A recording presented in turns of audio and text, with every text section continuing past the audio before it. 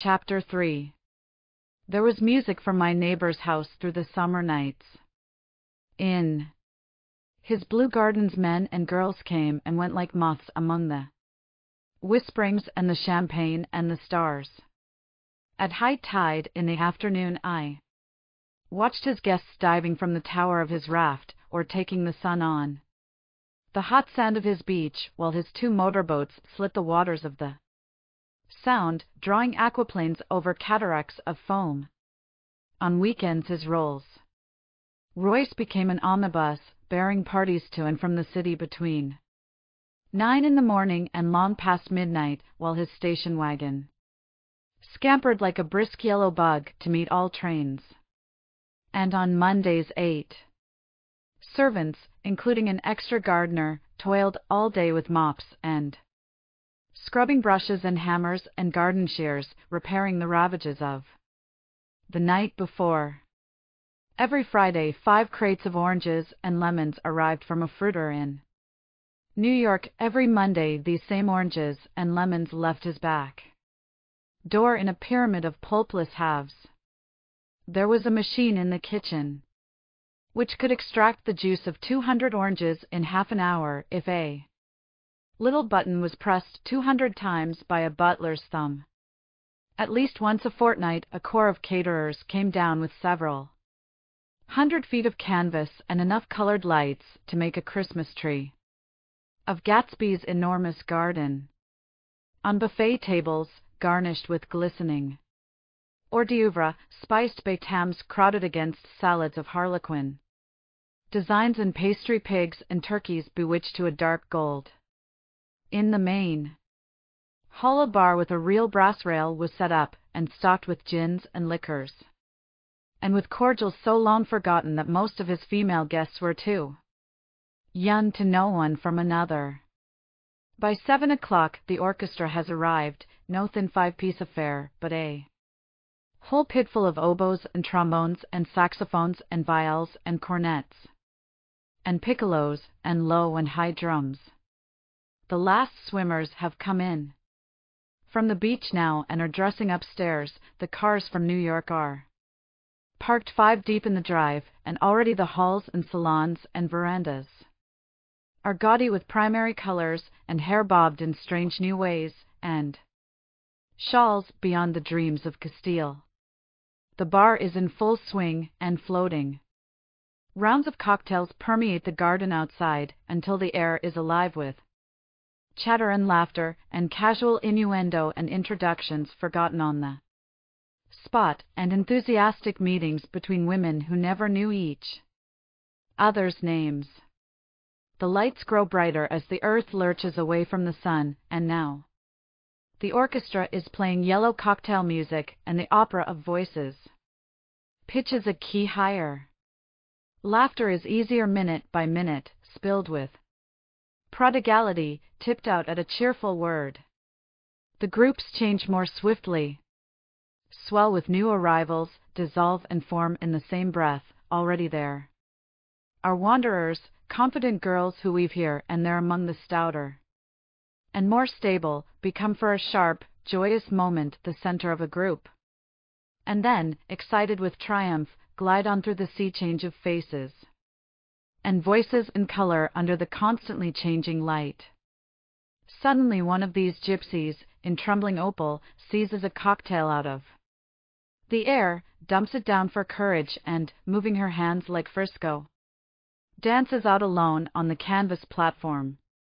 A momentary hush. The orchestra leader varies his rhythm obligingly for her, and there is a burst of chatter as the erroneous news goes around that she is Gilda Gray's understudy from the Follies. The party has begun. I believe that on the first night I went to Gatsby's house I was one of the few guests who had actually been invited. People were not invited, they went there. They got into automobiles which bore them out to Long Island, and somehow they ended up at Gatsby's door. Once there they were introduced by somebody who knew Gatsby, and after that they conducted themselves according to the rules of behavior associated with an Amusement park. Sometimes they came and went without having met. Gatsby et al. Came for the party with a simplicity of heart that was its own. Ticket of admission. I had been actually invited. A chauffeur in a uniform of robin's egg blue crossed my lawn early that Saturday morning with a surprisingly formal note from his employer. The honor would be entirely Gatsby's, it said, if I would attend his little party that night. He had seen me several times, and had intended to call on me long before, but a peculiar combination of circumstances had prevented it. Signed J. Gatsby, in a majestic hand. Dressed up in white flannels, I went over to his lawn a little after 7, and wandered around rather ill at ease among swirls and eddies of people I didn't know, though here and there was a face I had noticed on the commuting train. I was immediately struck by the number of young Englishmen dotted about, all well dressed, all looking a little hungry, and all talking in low, earnest voices to solid and prosperous Americans. I was sure that they were selling something, bonds or insurance or automobiles. They were at least agonizingly aware of the easy money in the vicinity and convinced that it was theirs for a few words in the right key. As soon as I arrived, I made an attempt to find my host, but the 2 or 3 people of whom I asked his whereabouts stared at me in such an amazed way, and denied so vehemently any knowledge of his movements, that I slunk off in the direction of the cocktail table, the only place in the garden where a single man could linger without looking purposeless and alone. I was on my way to get roaring drunk from sheer embarrassment when Jordan Baker came out of the house and stood at the head of the marble steps, leaning a little backward and looking with contemptuous interest down into the garden. Welcome or not, I found it necessary to attach myself to someone before I should begin to address cordial remarks to the passers-by. "Hello!" I roared, advancing toward her. My voice seemed unnaturally loud across the garden. "I thought you might be here," she responded absently as I came up. "I remembered you lived next door to." She held my hand impersonally, as a promise that she'd take care of me in a minute, and gave ear to 2 girls in twin yellow dresses, who stopped at the foot of the steps. "Hello!" they cried together. "Sorry you didn't win." That was for the golf tournament. She had lost in the finals the week before. "You don't know who we are," said one of the girls in yellow, "but we met you here about a month ago." "You've dyed your hair since then," remarked Jordan, and I started, but the girls had moved casually on, and her remark was addressed to the premature moon, produced like the supper, no doubt, out of a caterer's basket. With Jordan's slender golden arm resting in mine, we descended the steps and sauntered about the garden. A tray of cocktails floated at us through the twilight, and we sat down at a table with the 2 girls in yellow and 3 men, each one introduced to us as Mr. Mumble. "Do you come to these parties often?" inquired Jordan of the girl beside her. "The last one was the one I met you at," answered the girl, in an alert, confident voice.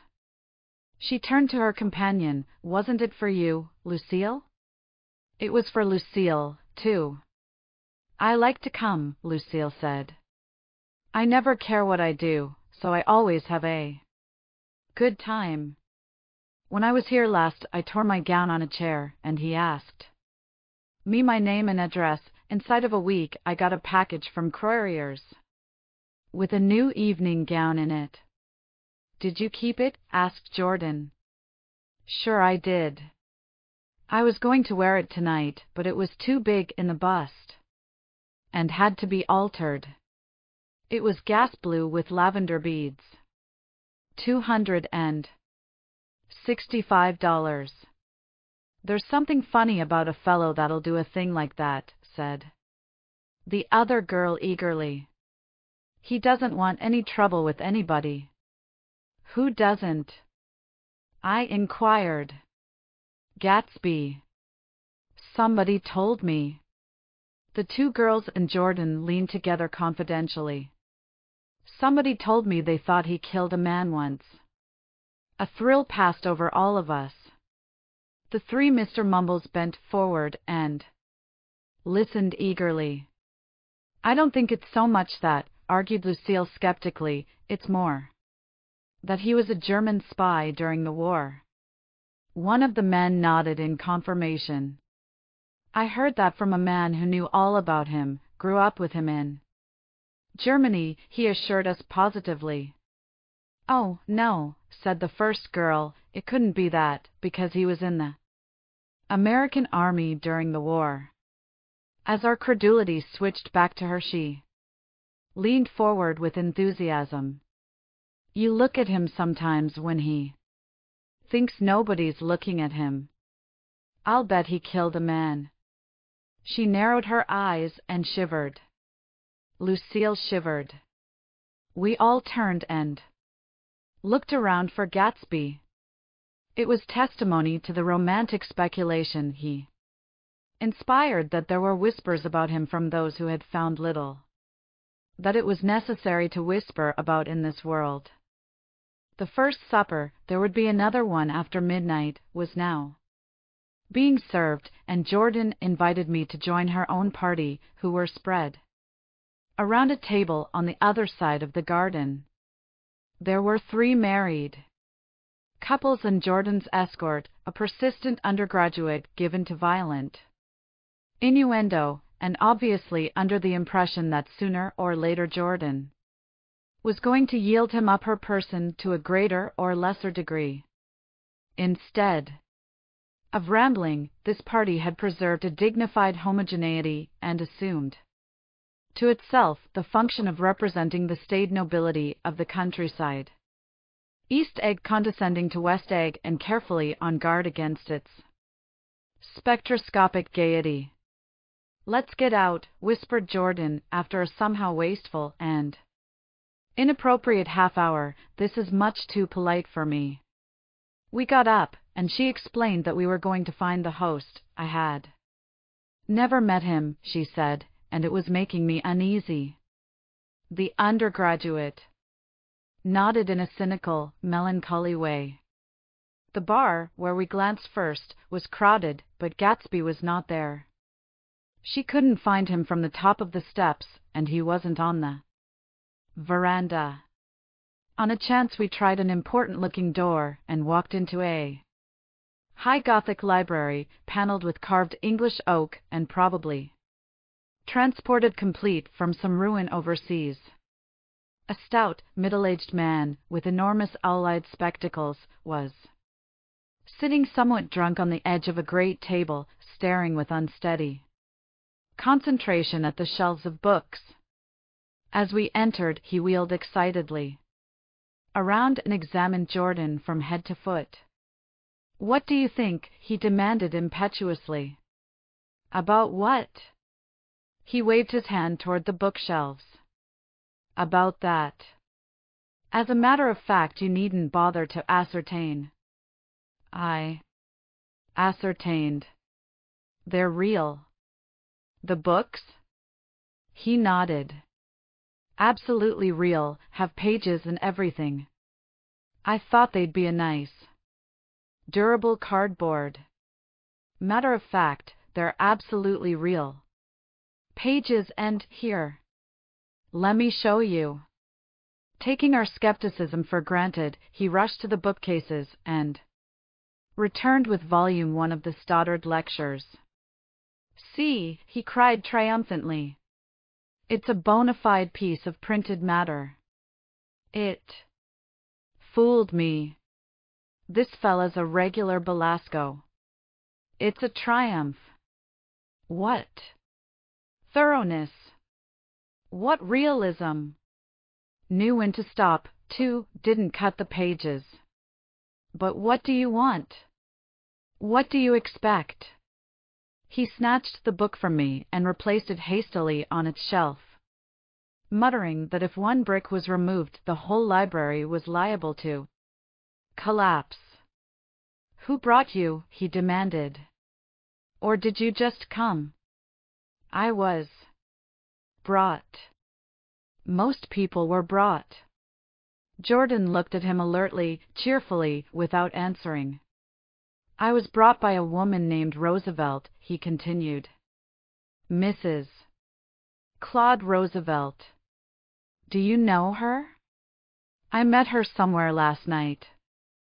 I've been drunk for about a week now, and I thought it might sober me up to sit in a library. Has it? A little bit, I think. I can't tell yet. I've only been here an hour. Did I tell you about the books? They're real. There. You told us. We shook hands with him gravely and went back outdoors. There was dancing now on the canvas in the garden, old men pushing young girls backward in eternal graceless circles, superior couples holding each other tortuously, fashionably, and keeping in the corners, and a great number of single girls dancing individually or relieving the orchestra for a moment of the burden of the banjo or the traps. By midnight the hilarity had increased.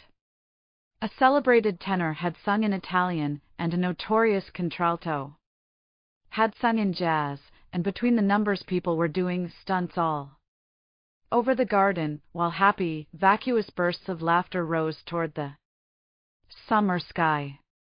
A pair of stage twins, who turned out to be the girls in yellow, did a baby act in costume, and champagne was served in glasses bigger than finger bowls. The moon had risen higher, and floating in the sound was a triangle of silver scales, trembling a little to the stiff, tinny drip of the banjos on the lawn. I was still with Jordan Baker. We were sitting at a table with a man of about my age and a rowdy little girl who gave way upon the slightest provocation to uncontrollable laughter. I was enjoying myself now. I had taken 2 finger bowls of champagne, and the scene had changed before my eyes into something significant, elemental, and profound. At a lull in the entertainment, the man looked at me and smiled. Your face is familiar, he said politely. Weren't you in the 1st Division during the war? Why, yes. I was in the 28th Infantry. I was in the 16th until June 1918. I knew I'd seen you somewhere before. We talked for a moment about some wet, grey little villages in France. Evidently he lived in this vicinity, for he told me that he had just bought a hydroplane and was going to try it out in the morning. Want to go with me, old sport? Just near the shore along the Sound. What time? Any time that suits you best. It was on the tip of my tongue to ask his name when Jordan looked around and smiled. Having a gay time now? She inquired. Much better. I turned again to my new acquaintance. This is an unusual party for me. I haven't even seen the host. I live over there. I waved my hand at the invisible hedge in the distance, and this man Gatsby sent over his chauffeur with an invitation. For a moment he looked at me as if he failed to understand. I'm Gatsby, he said suddenly. What? I exclaimed. Oh, I beg your pardon. I thought you knew, old sport. I'm afraid I'm not a very good host. He smiled understandingly, much more than understandingly. It was one of those rare smiles with a quality of eternal reassurance in it that you may come across 4 or 5 times in life. It faced, or seemed to face, the whole eternal world for an instant, and then concentrated on you with an irresistible prejudice in your favor. It understood you just so far as you wanted to be understood, believed in you as you would like to believe in yourself, and assured you that it had precisely the impression of you that, at your best, you hoped to convey. Precisely at that point it vanished, and I was looking at an elegant young roughneck, a year or two over 30, whose elaborate formality of speech just missed being absurd. Some time before he introduced himself, I'd got a strong impression that he was picking his words with care. Almost at the moment when Mr. Gatsby identified himself a butler hurried toward him with the information that Chicago was calling him on the wire, he excused himself with a small bow that included each of us in turn. "If you want anything, just ask for it, old sport," he urged me. "Excuse me. I will rejoin you later." When he was gone, I turned immediately to Jordan, constrained to assure her of my surprise. I had expected that Mr. Gatsby would be a florid and corpulent person in his middle years. "Who is he?" I demanded. "Do you know?" "He's just a man named Gatsby." "Where is he from, I mean? And what does he do?" "Now you're started on the subject," she answered with a wan smile. "Well, he told me once he was an Oxford man." A dim background started to take shape behind him, but at her next remark it faded away. "However, I don't believe it." "Why not?" "I don't know," she insisted. "I just don't think he went there." Something in her tone reminded me of the other girls. I think he killed a man and had the effect of stimulating my curiosity. I would have accepted without question the information that Gatsby sprang from the swamps of Louisiana or from the Lower East Side of New York. That was comprehensible. But young men didn't, at least in my provincial inexperience. I believed they didn't drift coolly out of nowhere and buy a palace on Long Island Sound. "Anyhow, he gives large parties," said Jordan, changing the subject with an urban distaste for the concrete. "And I like large parties. They're so intimate. At small parties there isn't any privacy." There was the boom of a bass drum, and the voice of the orchestra leader rang out suddenly above the echolalia of the garden. "Ladies and gentlemen," he cried, "at the request of Mr. Gatsby we are going to play for you Mr. Vladimir Tostof's latest work, which attracted so much attention at Carnegie Hall last May. If you read the papers you know. There was a big sensation." He smiled with jovial condescension and added, "Some sensation." Whereupon everybody laughed. "The piece is known," he concluded lustily, "as Vladimir Tostof's Jazz History of the World."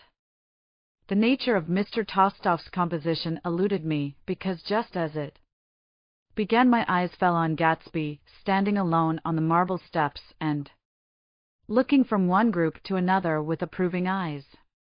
His tanned skin was drawn attractively tight on his face, and his short hair looked as though it were trimmed every day.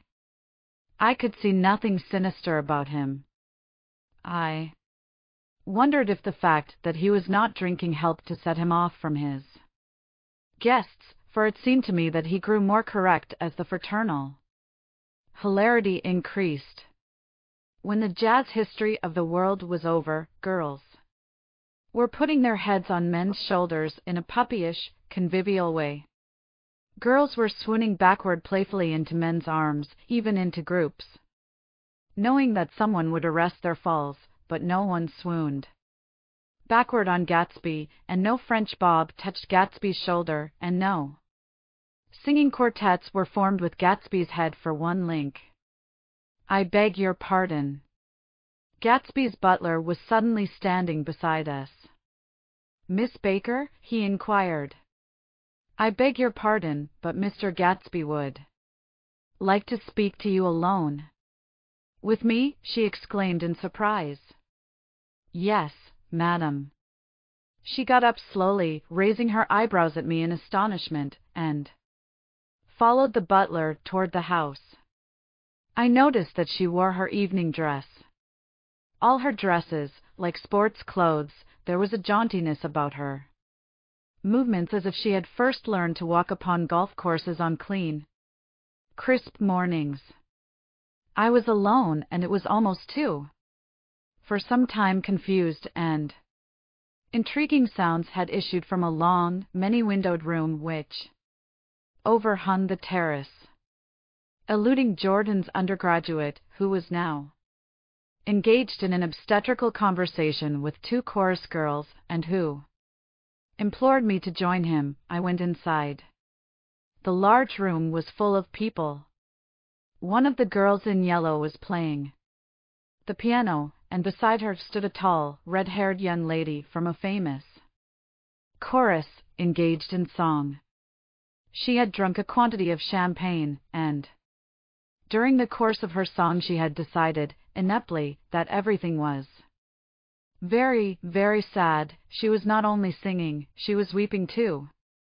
Whenever there was a pause in the song, she filled it with gasping, broken sobs, and then took up the lyric again in a quavering soprano.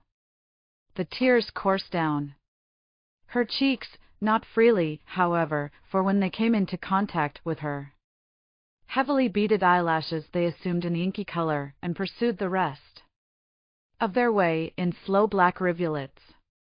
A humorous suggestion was made that she sing the notes on her face, whereupon she threw up her hands, sank into a chair, and went off into a deep vinous sleep. She had a fight with a man who says he's her husband, explained a girl at my elbow. I looked around. Most of the remaining women were now having fights with men said to be their husbands. Even Jordan's party, the quartet from East Egg, were rent asunder by dissension. One of the men was talking with curious intensity to a young actress, and his wife, after attempting to laugh at the situation in a dignified and indifferent way, broke down entirely and resorted to flank attacks. At intervals she appeared suddenly at his side like an angry diamond, and hissed, "You promised," into his ear. The reluctance to go home was not confined to wayward men.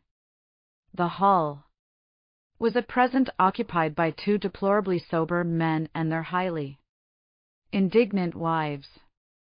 The wives were sympathizing with each other in slightly raised voices. Whenever he sees I'm having a good time, he wants to go home. Never heard anything so selfish in my life. We're always the first ones to leave. So are we. Well, we're almost the last tonight, said one of the men sheepishly. The orchestra left half an hour ago. In spite of the wives' agreement that such malevolence was beyond credibility, the dispute ended in a short struggle, and both wives were lifted, kicking, into the night. As I waited for my hat in the hall, the door of the library opened, and Jordan Baker and Gatsby came out together. He was saying some last word to her, but the eagerness in his manner tightened abruptly into formality as several people approached him to say goodbye. Jordan's party were calling impatiently to her from the porch, but she lingered for a moment to shake hands. I've just heard the most amazing thing, she whispered. How long were we in there? Why, about an hour. It was simply amazing, she repeated abstractedly. But I swore I wouldn't tell it, and here I am tantalizing you. She yawned gracefully in my face. Please come and see me. Phone book. Under the name of Mrs. Sigourney Howard. My aunt, she was hurrying off as she talked, her brown hand waved a jaunty salute as she melted into her party at the door. Rather ashamed that on my first appearance I had stayed so late, I joined the last of Gatsby's guests who were clustered around him. I wanted to explain that I'd hunted for him early in the evening and to apologize for not having known him in the garden. Don't mention it, he enjoined me eagerly. Don't give it another thought, old sport. The familiar expression held no more familiarity than the hand which reassuringly brushed my shoulder. And don't forget we're going up in the hydroplane tomorrow morning at 9 o'clock. Then the butler, behind his shoulder. Philadelphia wants you on the phone, sir. All right, in a minute. Tell them I'll be right there. Good night. Good night. Good night.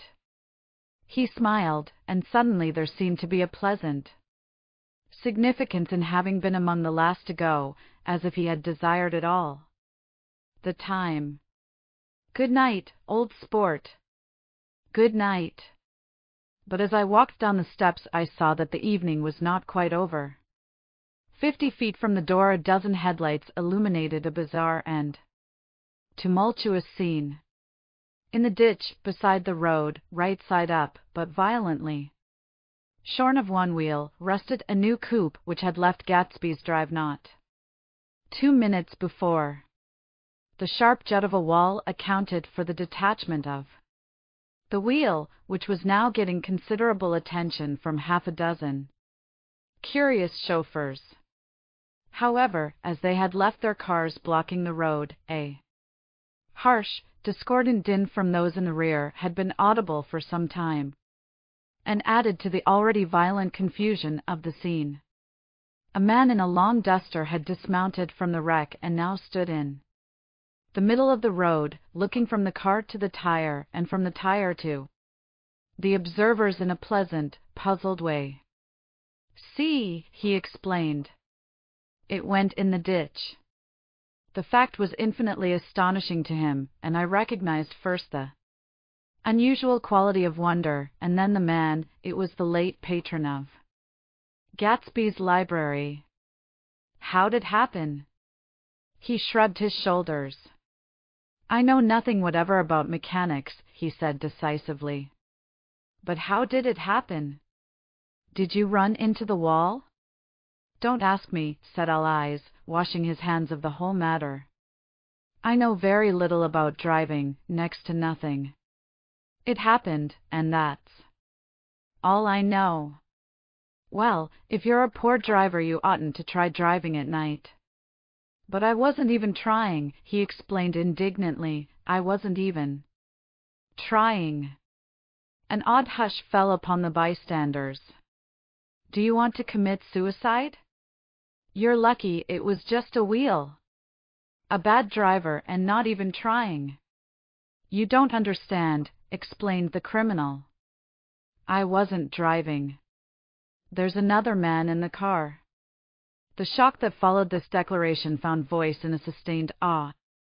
As the door of the coupe swung slowly open.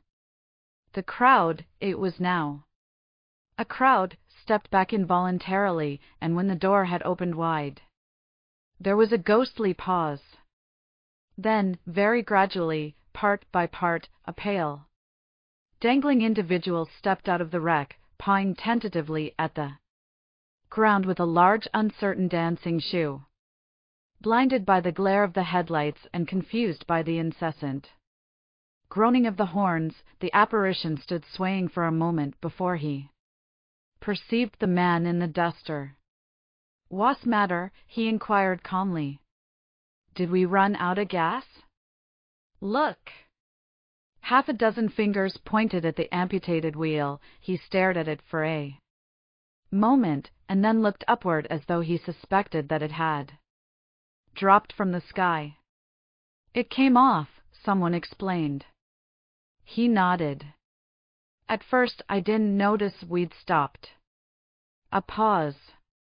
Then, taking a long breath and straightening his shoulders, he remarked in a determined voice, "Wonder tell me where there's a gas line station?" At least a dozen men, some of them a little better off than he was, explained to him that wheel and car were no longer joined by any physical bond. "Back out," he suggested after a moment. "Put her in reverse." "But the wheel's off." He hesitated. "No harm in trying," he said. The caterwauling horns had reached a crescendo, and I turned away and cut across the lawn toward home. I glanced back once. A wafer of a moon was shining over Gatsby's house, making the night fine as before, and surviving the laughter and the sound of his still glowing garden. A sudden emptiness seemed to flow now from the windows and the great doors, endowing with complete isolation the figure of the host, who stood on the porch, his hand up in a formal gesture of farewell. Reading over what I have written so far, I see I have given the impression that the events of 3 nights several weeks apart were all that absorbed me. On the contrary, they were merely casual events in a crowded summer, and, until much later, they absorbed me infinitely less than my personal affairs. Most of the time I worked. In the early morning, the sun threw my shadow westward as I hurried down the white chasms of lower New York to the Probity Trust. I knew the other clerks and young bond salesmen by their first names, and lunched with them in dark, crowded restaurants on Little Pig. Sausages and mashed potatoes and coffee. I even had a short affair with a girl who lived in Jersey City and worked in the accounting department, but her brother began throwing mean looks in my direction, so when she went on her vacation in July, I let it blow quietly away. I took dinner usually at the Yale Club. For some reason it was the gloomiest event of my day, and then I went upstairs to the library and studied investments and securities for a conscientious hour. There were generally a few writers around, but they never came into the library, so it was a good place to work. After that, if the night was mellow, I strolled down Madison Avenue past the old Murray Hill Hotel and over 33rd Street to the Pennsylvania Station. I began to like New York, the racy, adventurous feel of it at night, and the satisfaction that the constant flicker of men and women and machines gives to the restless eye. I liked to walk up Fifth Avenue and pick out romantic women from the crowd and imagine that in a few minutes I was going to enter into their lives, and no one would ever know or disapprove. Sometimes, in my mind, I followed them to their apartments on the corners of hidden streets, and they turned and smiled back at me before they faded through a door into warm darkness. At the enchanted metropolitan twilight, I felt a haunting loneliness sometimes, and felt it in others, poor young clerks who loitered in front of windows waiting until it was time for a solitary restaurant dinner, young clerks in the dusk, wasting the most poignant moments of night and life. Again at 8 o'clock, when the dark lanes of the 40s were lined 5 deep with throbbing taxicabs, bound for the theater district, I felt a sinking in my heart. Forms leaned together in the taxis as they waited, and voices sang, and there was laughter from unheard jokes, and lighted cigarettes made unintelligible circles inside. Imagining that I, too, was hurrying towards gaiety and sharing their intimate excitement, I wished them well. For a while I lost sight of Jordan Baker, and then in midsummer I found her again. At first I was flattered to go places with her, because she was a golf champion, and everyone knew her name. Then it was something more. I wasn't actually in love, but I felt a sort of tender curiosity. The bored haughty face that she turned to the world concealed something. Most affectations conceal something eventually, even though they don't in the beginning, and one day I found what it was. When we were on a house party together up in Warwick, she left a borrowed car out in the rain with the top down, and then lied about it, and suddenly I remembered the story about her that had eluded me that night at Daisy's. At her first big golf tournament there was a row that nearly reached the newspapers, a suggestion that she had moved her ball from a bad lie in the semi-final round. The thing approached the proportions of a scandal, then died away. A caddy retracted his statement, and the only other witness admitted that he might have been mistaken. The incident and the name had remained together in my mind. Jordan Baker instinctively avoided clever, shrewd men, and now I saw that this was because she felt safer on a plane where any divergence from a code would be thought impossible. She was incurably dishonest. She wasn't able to endure being at a disadvantage, and, given this unwillingness, I suppose she had begun dealing in subterfuges when she was very young in order to keep that cool, insolent smile turned to the world and yet satisfy the demands of her hard, jaunty body. It made no difference to me. Dishonesty in a woman is a thing you never blame deeply. I was casually sorry, and then I forgot. It was on that same house party that we had a curious conversation about driving a car. It started because she passed so close to some workmen that our fender flicked a button on one man's coat. "You're a rotten driver," I protested. "Either you ought to be more careful, or you oughtn't to drive at all." "I am careful." "No, you're not." "Well, other people are," she said lightly. "What's that got to do with it?" "They'll keep out of my way," she insisted. "It takes two to make an accident. Suppose you met somebody just as careless as yourself." "I hope I never will," she answered. "I hate careless people.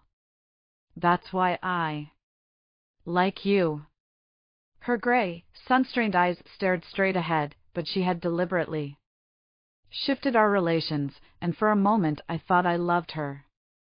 But I am slow-thinking and full of interior rules that act as brakes on my desires, and I knew that first I had to get myself definitely out of that tangle back home. I'd been writing letters once a week and signing them, "Love, Nick," and all I could think of was how, when that certain girl played tennis, a faint mustache of perspiration appeared on her upper lip. Nevertheless, there was a vague understanding that had to be tactfully broken off before I was free. Everyone suspects himself of at least one of the cardinal virtues, and this is mine. I am one of the few honest people that I have ever known.